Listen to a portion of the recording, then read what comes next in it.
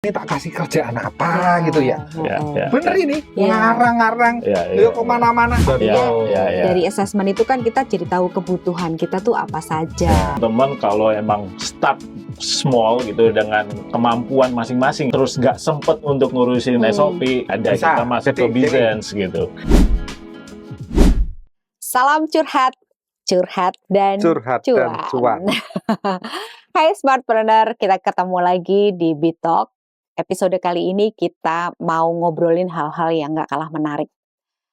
Kita mau ngobrolin tentang SOP, ya kan? SOP sebuah bisnis dulu lah, nggak Iya. usah ngomongin perusahaan gede. Alur kerja gitu ya, atau Alur regulasi gitu. Gimana kita mengupas tuntas pembuatan SOP dan seluk-beluknya gitu ya. Kita nanti akan diskusi bersama-sama bareng Om Danang dan Awi. Siap. Oke, kita Ya. langsung aja mulai Om. Jadi sebenarnya kapan idealnya sebuah usaha itu memiliki alur kerja atau SOP Om? Oke. Jadi ini sebelum masuk itu saya perlu sampaikan dulu ya. SOP itu adalah standar operasional prosedur. Yes. Kalau di pemerintah sebagian itu justru membalik jadi SPO, standar prosedur operasional. Nah itu kalau dari sisi linguistik itu lebih masuk. Ya, kalau yang SOP standar operasional prosedur, tapi kalau yang sering dipahami orang, terutama kawan-kawan dari pemerintah, adalah standar prosedur operasional. Artinya operasional, kemudian ada prosedurnya. Nah, SOP itu apa sih gitu ya? SOP itu apa? SOP itu adalah panduan atau instruksi. Panduan atau instruksi yang secara tertulis yang memerinci langkah-langkah kegiatan dalam sebuah proses secara konsisten. Jadi sebenarnya SOP itu panduan atau manual. Nah, bahasanya itu sebenarnya panduan atau manual. Tapi panduan ini tertulis dan panduan ini itu memerinci langkah-langkah sebuah kegiatan dalam sebuah proses secara konsisten. Ini pentingnya nih, penting sekali konsistensinya itu ya. Konsistensinya ini penting ya. Karena tidak bisa pada suatu saat panduannya begini kemudian berbeda waktu lagi berubah lagi. Nah, itu tidak seperti itu ya. Nah, karena ini kan banyak kawan-kawan UKM ya, artinya barangkali kawan-kawan UKM menulis itu menjadi satu beban atau memiliki tingkat kesulitan tersendiri bagi kawan-kawan praktisi harus bisnis. Alokasi waktu. Memang iya sih. Gitu. Ya, memang iya sih. Nah itu, artinya begini, bisa saja SOP itu tidak tertulis, tetapi itu merupakan kebiasaan. Ya. Kalau dalam ilmu hukum, nah ini mungkin ada smartpreneur yang mungkin ahli hukum gitu ya. Kebiasaan itu bisa menjadi aturan. Kalau dia melembaga dan berulang kali gitu ya, menjadi kebiasaan berulang kali itu menjadi kebiasaan, itu bisa menjadi sebuah aturan. Itu boleh dikatakan aturan meskipun tidak tertulis. Nah, artinya gini, teman-teman UKM jangan terpancang pada saya harus menulis SOP dan sebagainya. Tetapi tidak tertulis tidak apa-apa. Ya, tidak tertulis tidak apa-apa. Tetapi itu sudah menjadi kebiasaan. Dibiasakan seperti itu. Dibiasakan seperti itu. Nah, itu supaya menghindari kawan-kawan UKM nanti SOP tidak menarik buat isu SOP tidak menarik buat UKM karena kan harus menulis dan sebagainya. Sekali lagi tidak harus tertulis ya. Namun alangkah baiknya secara sederhana butir-butir atau poin-poin SOP itu dituliskan secara sederhana, tidak usah diketik, tulis tangan juga nggak apa-apa, kan begitu.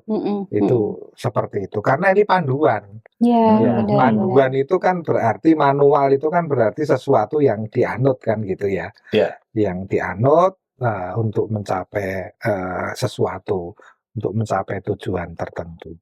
Tapi idealnya tuh berapa orang? Misalnya gini, kalau dalam usaha kan kadang-kadang ada yang masih memulainya itu sendiri gitu. Nah, seiring berjalannya waktu kan ada tambahan orang, tambahan karyawan gitu. Nah, ketika mulai berapa orang nih udah harus menuliskan, harus ada SOP itu, buat SOP gitu. resminya lah ibaratnya. Gitu ya, mendokumentasikan lah. Jadi begini, seorang diri pun sebenarnya SOP itu diperlukan, sudah diperlukan, kan begitu. Meskipun saya ini pengusaha mandiri, di mana pengusahanya ya saya sendiri gitu kan, itu tetap sebenarnya sudah perlu adanya panduan, ya, adanya instruksi, ya, mungkin secara tertulis atau secara lisan. Untuk mencapai tujuan tertentu, tetapi harus konsisten, itu sudah mulai. Sebagai contoh ya, kalau kita mendapatkan customer, kemudian customer itu membayarkan uang kepada kita, bagaimana cara menerima pembayaran? Itu adalah salah satu bentuk SOP juga ya. Salah satu bentuk yang diatur oleh sebuah panduan. Kita perlu memiliki panduan untuk itu. Meskipun barangkali nggak tertulis gitu, atau lebih baik tertulis kan gitu ya. Tapi itu adalah ada tata cara yang harus diikuti gitu. Jadi, nah ketika uang masuk di bank, uang kita catat. Berapa yang masuk di bank, supaya kita tahu ini penjualan ini, pembelinya siapa dan sebagainya, volumenya berapa. Nah, masuk di bank kita catat kan begitu. Nah, itu sudah satu bentuk panduan itu, ya kan, panduan. Apalagi kalau lebih dari satu orang, apalagi kalau lebih dari satu orang. Nah, bagusnya kalau satu orang saja sudah menggunakan panduan, sudah dibiasakan, kemudian tambah orang, ya tambah ada kebiasaan baru pastinya. Ada kebiasaan baru, mau ngomong harus diatur lagi. Betul. Betul. Om mau nanya nih, kalau untuk masalah SOP ini tuh sebenarnya anggap organisasinya at least sudah 3 orang lah ya, 3 orang atau lebih lah, 3 sampai 4 orang, di mana sudah tidak 1 orang tadi gitu. Apakah SOP ini tuh bisa memperkecil resiko kecurangan nggak sih, Om? Maksudnya kayak tadi pembayaran nih, khususnya sensitif pembayaran. Bisa kan sebenarnya kalau kasir nggak ada SOP-nya, tiba-tiba ya udah ngambil aja gitu. Kan ada kejadian tuh QRIS diubah, nah kayak gitu-gitu tuh. Begini, sebenarnya gini. Nah, saya pengen menjelaskan dulu. Sebenarnya SOP itu, cara menyusun SOP itu seperti apa. Sebuah usaha itu tentunya punya prinsip. Sederhananya usaha pasti ada prinsip. Cuma prinsipnya nggak tertulis aja gitu. Prinsip itu kayak visi yang boleh kalau visi itu kan pandangan jangka panjang ya. Kalau ini prinsip ya. Jadi begini, sebagai contoh, umumnya perusahaan itu punya prinsip, yaitu transparansi, ya, akuntabilitas, ya, akuntabel, artinya segala keputusan itu bisa dipertanggungjawabkan. Kemudian yang ketiga itu adalah traceable. Jadi transparan, akuntabel, dan traceable. Bisa dilacak. Nah, ini prinsip ini, ya, ini harus dituangkan, direalisasikan dalam bentuk operasional. Ya, melalui apa? Melalui SOP itu. Bagaimana perusahaan saya ini setiap keputusan itu transparan. transparan. Transparan itu artinya misalnya kasir mengambil keputusan, bukannya kasir yang tahu, tetapi pimpinannya kasir tahu, bahkan pemilik tahu, gitu, bahwa kasir mengambil satu keputusan seperti ini, itu secara berjenjang tahu, gitu. Itu salah satu bentuk transparansi. Kemudian bentuk pertanggungjawaban. Kasir mengambil keputusan itu adalah keputusan yang dapat dipertanggungjawabkan.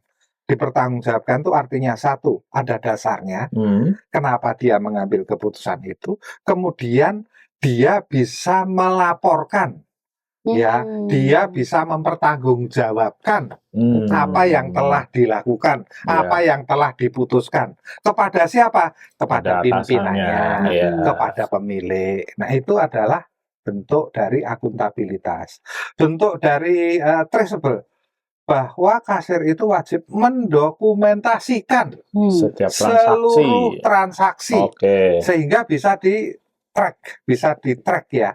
Oh, dulu kira-kira saya bulan Juni itu penjualan berapa ya?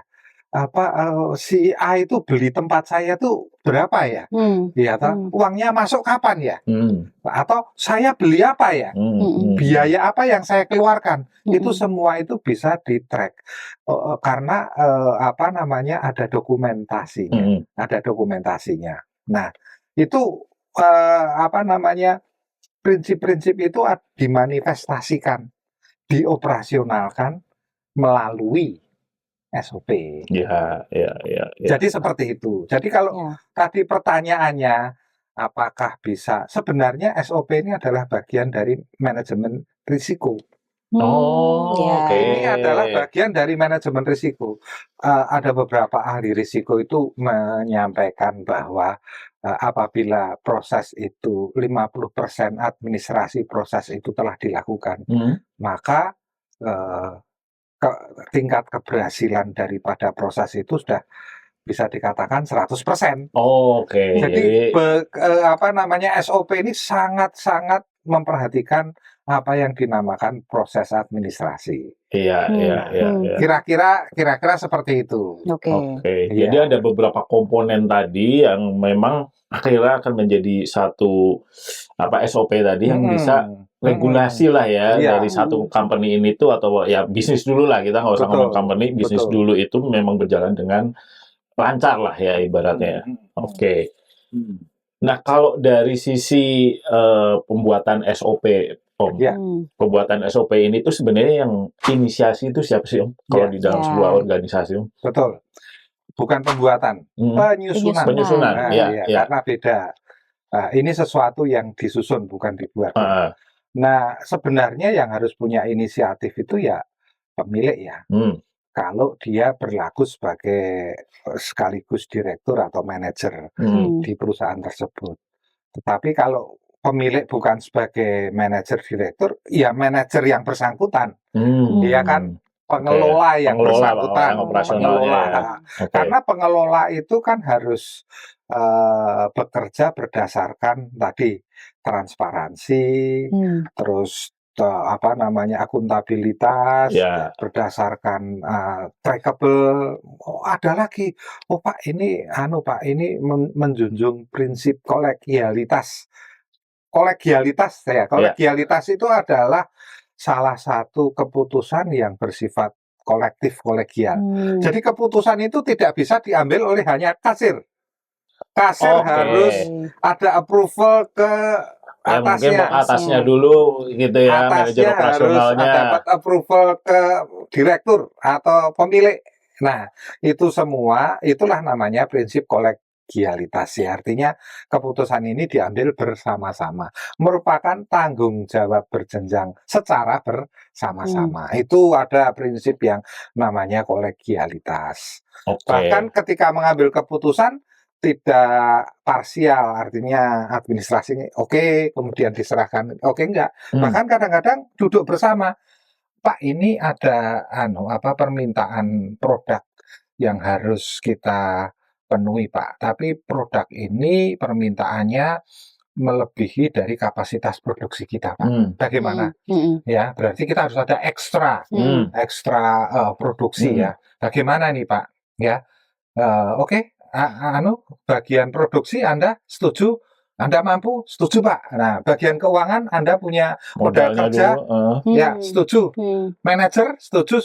Oke, setuju. Nah, itu adalah prinsip kolegialitas. Jadi diambil secara kolektif, kolegial. Berarti bukan si bos yang bikin satu, ngatur semuanya gitu, enggak ya? Emang berdasarkan Betul. masukan-masukan dari operasional yang sedang berjalan ini ya. Ya, itu prinsip kolegialitas. SOP ini disusun, bagaimana cara menyusun SOP ini? Nah, SOP ini disusun dari tadi yang saya bilang bahwa adakah kebiasaan di perusahaan ya. itu atau kebiasaan pemilik yang memang bisa dijadikan panduan atau manual, ya, atau instruksi dari pemilik yang berulang kali, konsisten, sama kan gitu ya, itu bisa menjadi bahan. Nah, itu kemudian apakah perusahaan itu juga punya peraturan lain secara tertulis, ya atau bukan SOP bentuknya. Sebagai contoh, ada nggak peraturan mengenai ketenaga kerjaan? Nah, itu bisa dijadikan bahan juga. Jadi pertama ini mengumpulkan seluruh bahan dulu. Ya, baik itu bahan yang sifatnya tertulis maupun yang tidak tertulis. Lah kalau yang tidak tertulis gimana? Ya dituliskan. Secara sederhana dituliskan kan begitu. Secara sederhana dituliskan. Nah, itu semua kalau sudah terkumpul ya, kemudian disusunlah sebuah standar prosedur operasional itu. Nah, di situ kita harus hati-hati nih.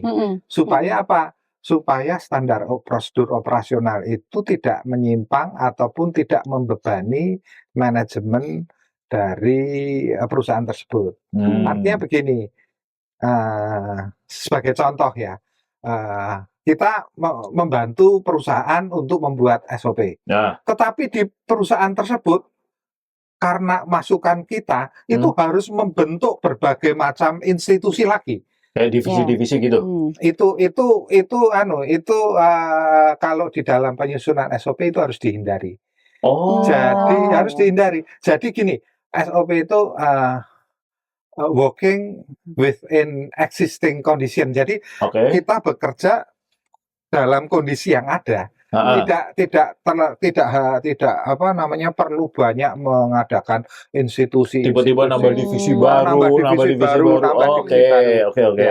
Seperti itu sebagai contoh perusahaan. Wah, kalau begitu sebagai unsur transparansi, akuntabilitas, traceable dan sebagainya, kita harus punya pengawasan.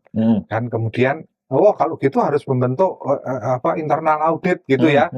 Auditor internal harus pengawasan internal harus supaya mengawasi bahwa ini semua SOP itu diterapkan secara baik dan benar, baik dan betul kan gitu. Dibentuklah ini. Nah, padahal perusahaan nggak mampu. Perusahaan nggak mampu. Itu kan berarti kan nambah resource, nambah modal lagi. Ini terjadi loh. Terjadi ketika beberapa puluh tahun yang lalu Bank Indonesia itu memutuskan bahwa BPR harus punya bagian yang namanya manajemen risiko. Ya. Padahal BPR itu sebelumnya tidak pernah ada yang namanya manajemen risiko, ya kan? Nah, kemudian BPR harus mengadakan satu institusi internal di dalam BPR tersebut manajemen risiko. Lah, kan paling tidak harus ada manajernya, harus ada stafnya, harus ada uborampen dalam arti sarana prasarananya. Itu memberatkan BPR gitu. Nah, inilah kalau Anda sekalian ingin menyusun SOP, silahkan. Kami akan mendampingi, tapi kami tidak akan membuat sesuatu yang membebani Anda. Jadi kita pakai yang ada dulu, resource yang ada dulu, kita optimalkan dan maksimalkan hasilnya. Betul, seperti itu. Kita assess dulu. Kita assessment. Nah, ini tadi yang saya lupa ini. Jadi seluruh bahan sudah terkumpul, lakukan assessment. Ya, lakukan assessment. Nah, dari situlah baru kita menyusun yang namanya SOP. Ya. Nah, Tapi gue inget ini, zaman-zaman keemasan startup. Ya, asik. ini tuh sebenarnya relate sih sebenarnya Ya. kalau kita ngomongin masalah startup pada masa itu, relate dengan masalah penambahan divisi-divisi ini. Di mana misalnya kayak kita membuat satu project gitu ya, project ini kan menjadi produk lah ya, jadinya produk kalau di dunia startup itu istilahnya produk. Nah, di dalam produk ini kan butuh nih orang-orang baru terus menerus. Nah, mereka itu kadang cenderung untuk kalau ada satu produk baru hire. Dan akhirnya apa? Produk itu nggak fit di market, ujung-ujungnya layoff. Nah, itu mungkin resiko terbesar itu tuh ada di sana gitu sebenarnya. Kalau kita ujung-ujungnya tidak memanfaatkan kondisi yang ada, bikin SOP baru yang malah justru menambah beban baru sebenarnya, belum tentu jadi profit. Nah, itu yang ujungnya terjadi layoff kayak sekarang ini ya, Om ya. Oke, paham sih. Aku tuh tadi mention KPI ya. Maksud aku KPI di sini tuh sebenarnya efektivitas gitu loh, Om.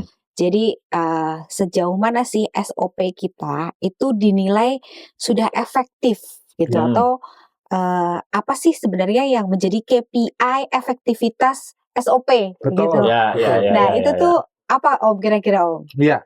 Memang salah satu tujuan dibuatnya SOP itu agar dapat dilaksanakan sebuah tata cara ya yang efektif, yang efisien, yang hemat biaya, yang dapat dioperasionalkan. Nah, salah satunya adalah efektif efisien. Nah, jadi efektif itu sebenarnya udah salah satu KPI ya? KPI bagian dari pelaksanaan SOP. Ya, perancangan dan pelaksanaan SOP. Yang saya contoh tadi, kalau kita dengan adanya SOP ini harus mengadakan institusi baru di dalam usaha kita, itu nggak efektif, itu nggak efisien gitu loh, maksudnya gitu. Makanya karena apa? Karena itu tidak tadi istilahnya working within existing condition. Itu nggak seperti itu. Karena apa? Harus mengadakan macam-macam, ya kan? Cost-nya. Kos lagi, biaya lagi, itu kos samar banget ya. Nah, itu nggak efektif, itu nggak efisien. Oke. Padahal harapannya itu sebenarnya profitnya tinggi nih dengan ada pengadaan institusi lain atau divisi lain, itu harapannya profitnya tinggi, tapi ternyata tidak gitu. Padahal kan lebih baik optimalkan bisnis existing dengan kondisi yang ada lah ya. Betul, gitu sih ya. Nah, SOP itu manfaatnya apa saja? Nah, dengan adanya SOP itu sebenarnya SOP itu menunjang fungsi-fungsi manajemen. Ya kan? Fungsi manajemen itu ada planning, implementing, actuating, evaluating, kemudian inspecting, pemeriksaan dan sebagainya. Ya banyak lah ya gitu. Mungkin saya nggak terlalu sistematis menyebut fungsi manajemen itu. Tetapi fungsi pengawasan. Meskipun kita nggak punya internal auditor, tapi pemilik itu bisa melakukan pengawasan. Melakukan pengawasan karena di dalam SOP itu jelas who does what. Siapa melakukan apa. Itu rumusnya, Om ya? Itu rumusnya ya? Iya, who does what itu jelas. Jadi siapa melakukan apa, nah siapa tanggung jawab apa, itu akan mempermudah fungsi pengawasan. Siapa itu bukan nama ya, tapi fungsi melakukan apa, dan itu yang akan nanti jadi pertanggungjawabannya. Betul. Itu kan mungkin pertanggungjawaban itu KPI tadi mungkin ya bisa jadi seperti itu ya. Oke. Jadi itu udah framework jelas itu. Itu udah framework jelas itu. Itu baru satu manfaat kalau ada SOP. Manfaat lain dari SOP adalah adanya kejelasan prosedur. Kejelasan prosedur. Nah, makanya turunannya dari SOP itu biasanya flowchart. Jadi kita punya SOP secara tertulis, kemudian ada flowchart. Itu kejelasan prosedur. Misal anggap dapur, Om. Contoh kita pakai contoh adalah restoran lah ya. Dapur itu kan produk kita. Betul. Kalau nggak ada SOP kan berantakan banget. Sampai kayak cuman kelebihan garam aja itu berpengaruh pada profit kan. Betul. Kalau setahu aku kan COGS gitu ya, kelebihan gula, gramasi dalam gula itu berpengaruh pada profit. Nah, kalau nggak ada SOP itu kan kacau banget tuh. Iya.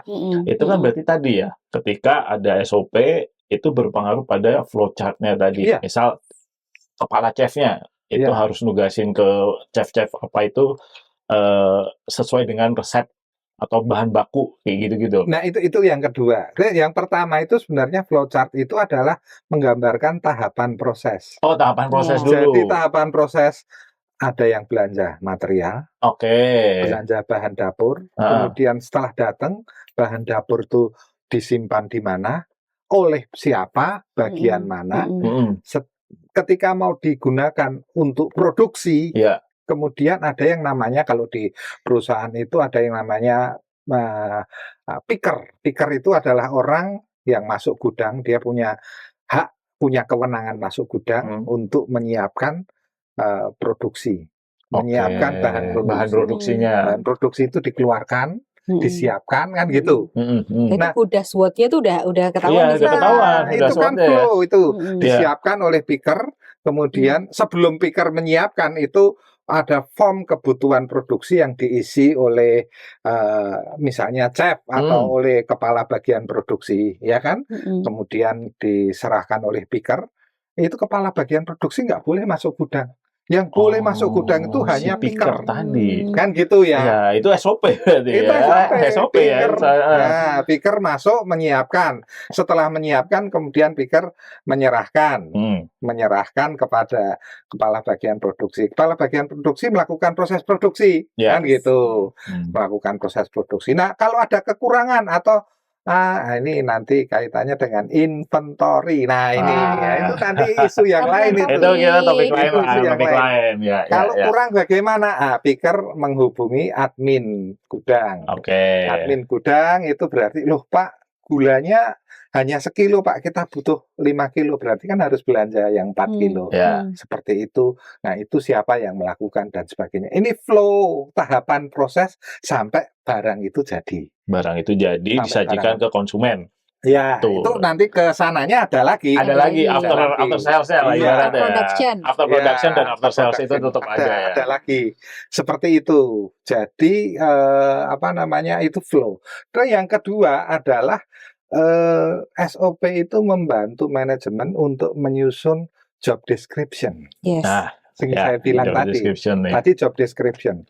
Jadi dengan adanya SOP itu, kalau Anda tidak punya SOP, susah loh menyusun job description.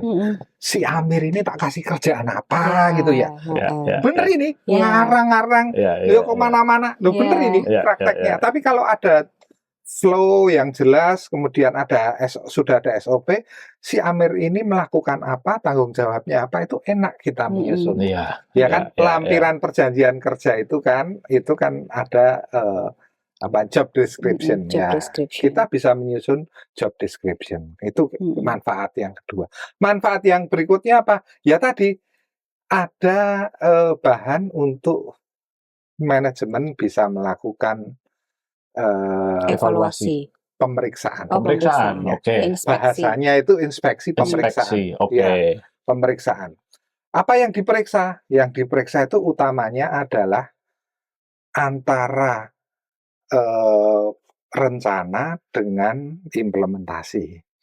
Ya, ini utamanya.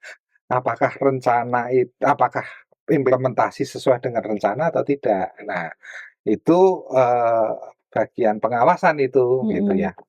Ini gambaran smart planners ya dalam perusahaan yang sudah kompleks itu seperti itu. Ada yang itu memeriksa apakah rencana itu sesuai dengan yang dilaksanakan. Nah, itu yang ketiga. Kalau tidak ada SOP, susah itu untuk menentukan rencana sama dengan atau rencana tidak sama dengan implementasi, itu susah gitu. Makanya perlu SOP.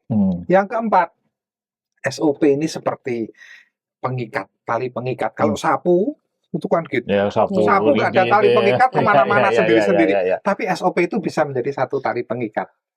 Nah, tali pengikat. Ya, SOP ini adalah salah satu bentuk komitmen bersama Oleh sebab itu, SOP ini harus merupakan keputusan dari pimpinan tertinggi.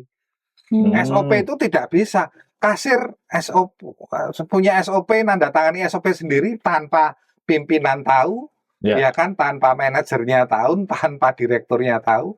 Nah, harus diketahui oleh pimpinan tuh supaya ini menjadi satu keputusan bersama. Satu keputusan bersama ini. Kalau tidak ada SOP, mustahil itu. Penasaran nih Om. Kalau tadi kan keputusan bersama, keputusan SOP itu kan ada di pemimpin lah ya, pemimpin perusahaan.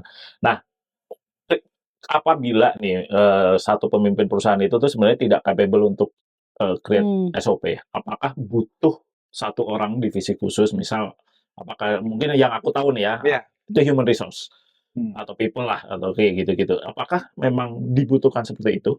Perlu seperti itukah? Atau memang ya udah emang pemimpin itu mau nggak mau untuk awal bisnis ya harus terjun ke situ dulu gitu. Ya, kalau pemimpin belum mampu ya panggil desain. Iya benar juga. Benar. Nah itu artinya gini. Benar. Benar masuk. Bahasa bahwa perlu orang lain, ya kami ini. Kami bisa membantu bagaimana mulai menyusun SOP, ya kan, nggak usah yang rumit-rumit, sederhana aja dulu, ya.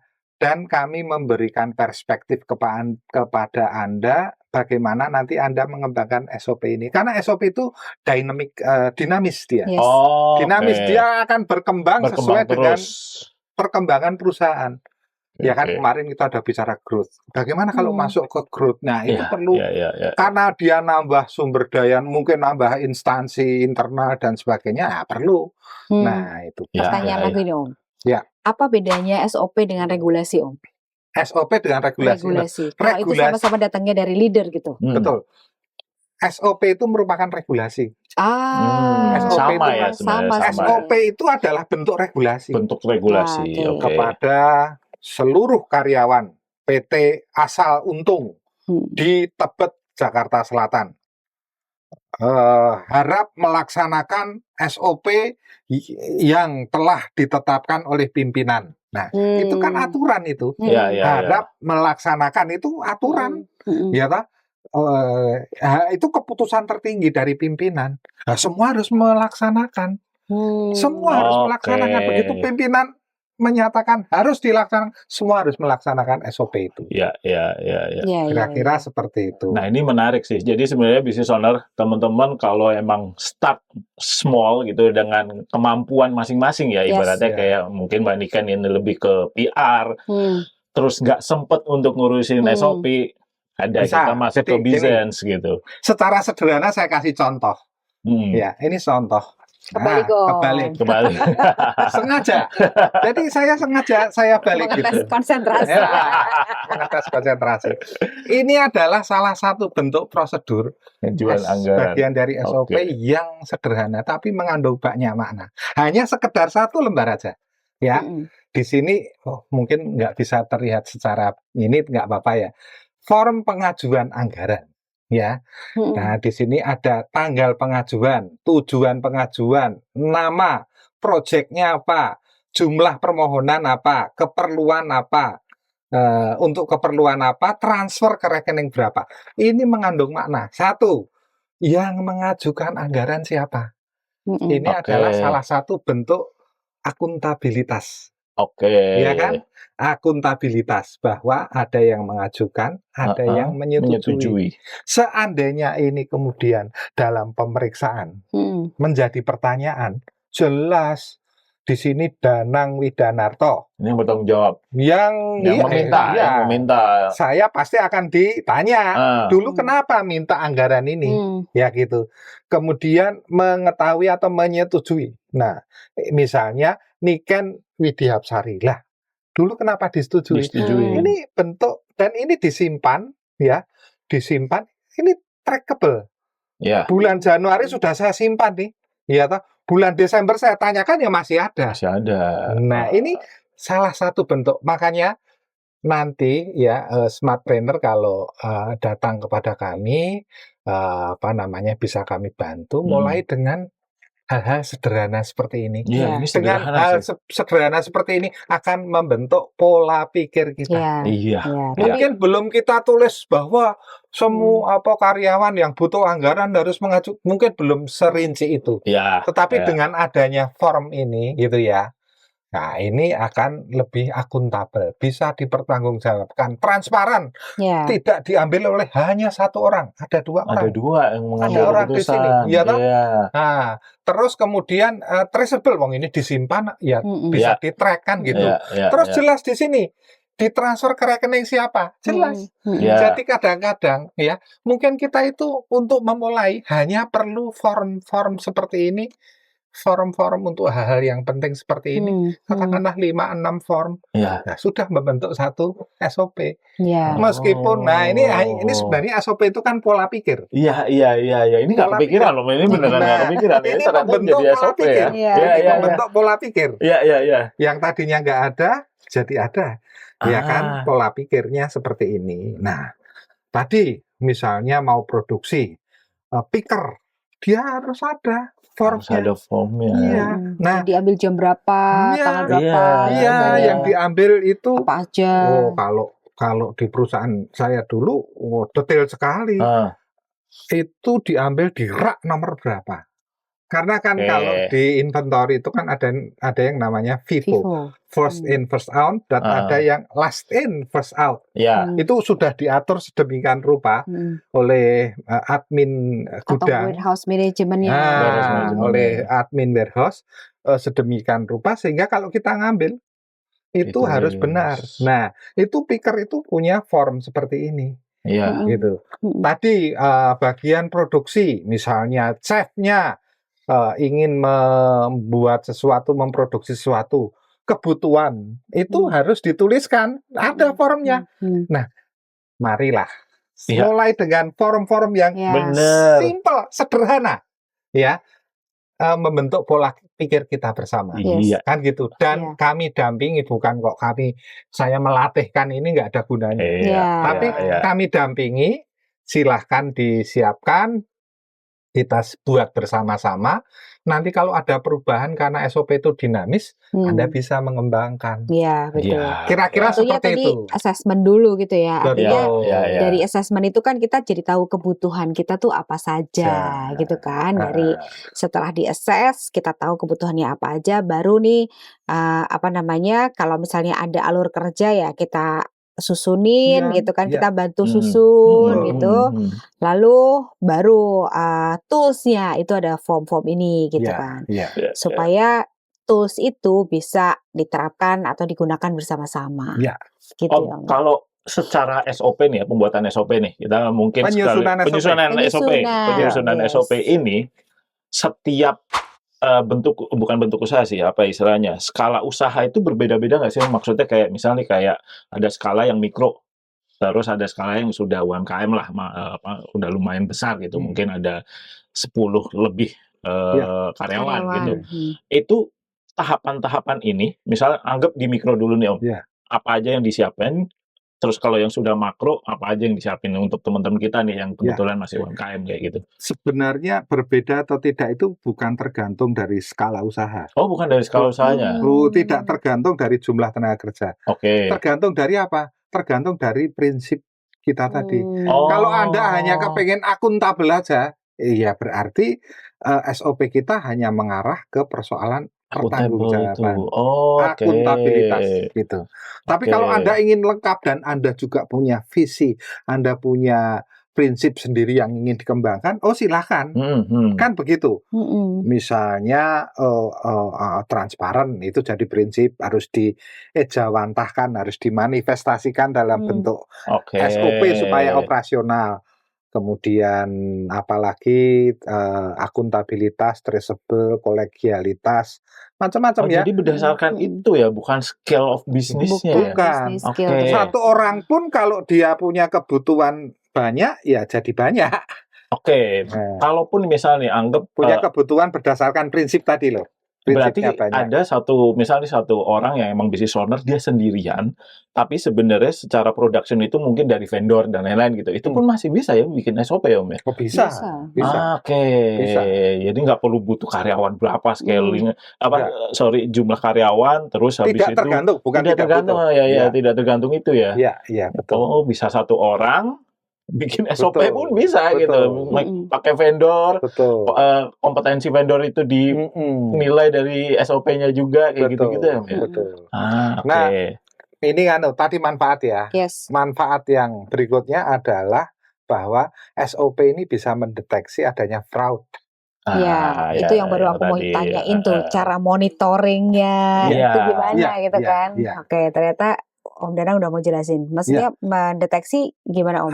Adanya fraud. Jadi misalnya kalau fraud itu kan ada kecurangannya di situ. Kecurangan itu biasanya muncul karena tidak ditaatinya aturan, tidak ditaatinya SOP. Jadi kalau saya bekerja tapi saya di luar SOP, saya fraud.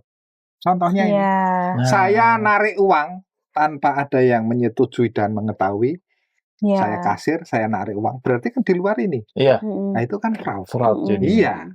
Itu kan fraud kan gitu. Nah, itu yang melakukan harus bertanggung jawab, kan begitu. Jadi ya itulah manfaat-manfaat yang barangkali bisa dikembangkan gitu ya.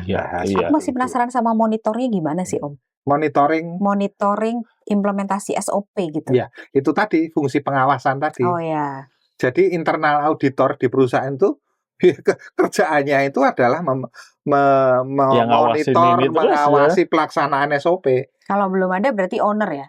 Ya owner, ya kalau atau owner, mungkin siapa yang manager, ditunjuk direktur gitu ya, oleh owner gitu ya. Biasanya tuh kalau sudah strukturnya udah lumayan proper itu dia di area operasional ya, Om ya. Ya.